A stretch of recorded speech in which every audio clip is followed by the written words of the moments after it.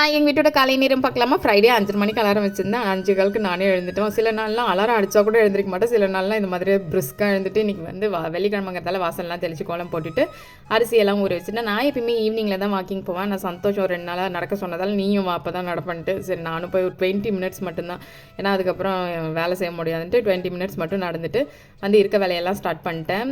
நைட்டே இன்றைக்கி பாத்திரம் கழுவி வச்சதால கொஞ்சம் ஈஸியாக இருந்துச்சு வேலை. ஏதோ ரொம்ப ரிலாக்ஸாக வேலை செஞ்சுட்டு இருந்தேன். அந்த சுண்டெல்லாம் ஊற வச்சுட்டு இன்றைக்கி வந்து ராகி சப்பாத்தி தான். இந்த ராகி சப்பாத்தி மட்டும் அந்த 10 மினிட்ஸ் தான் அந்த மாவு பிசைஞ்சு வச்சு அதுக்குள்ளே போட்டுடணும், இல்லைன்னா அப்படியே தண்ணி விட்ட மாதிரி ஆகிடும். நல்லா ஃப்ளஃபியாக வரதுக்கு நான் சுடு தண்ணி போட்டு நல்லா பிசைஞ்சு வச்சுட்டேன். அது வந்து ரோல் பண்ணுறதுக்கு, பன்னீர் ரோல் பண்ணுறதுக்கு, ராகி சப்பாத்தியில் வச்சு பன்னீர் ரோல் மாதிரி பண்ணுறதுக்கு நான் தயிர், அதுக்கப்புறம் கரம் மசாலா, மிளகாத்தூள், கொஞ்சம் மிளகுத்தூள், சாட் மசாலா போட்டு உப்பு, அதுக்கப்புறம் மஸ்டர்ட் ஆயில், அது வந்து ஒரு சூப்பராக வாசனை வரும் அந்த மஸ்டர்ட் ஆயில் போட்டு கலக்கும் போது. பன்னீர்லாம் க்யூபாக கட் பண்ணிவிட்டு அதில் போட்டு ஒரு 10 மினிட்ஸ் மேரினேட் பண்ணி வச்சுட்டேன். மைனோஸ்க்கு நானே ரெடி பண்ணி வச்சுருந்தேன். இதை கொஞ்சமாக எண்ணெய் ஊற்றி அதில் அப்படியே அந்த பச்சை வாசனை போகிற அளவுக்கு வதக்கிட்டு அதில் நீட்டாக ஆனியன், கேப்சிகம், தக்காளி பழம்லாம் கட் பண்ணி அந்த க்ரன்ச்சியாக வர மாதிரி அதனால் நான் லாஸ்ட்டாக சேர்த்து க்ரன்ச்சியாக வர மாதிரி அப்படியே வதக்கிட்டேன். இந்த சப்பாத்தியை தேய்ச்சி போடுறதுக்குள்ளே இல்லைன்னா துணியில் தேய்ச்சா மட்டும்தான், இல்லைன்னா அந்த கல்லுலே ஒட்டிக்கும்.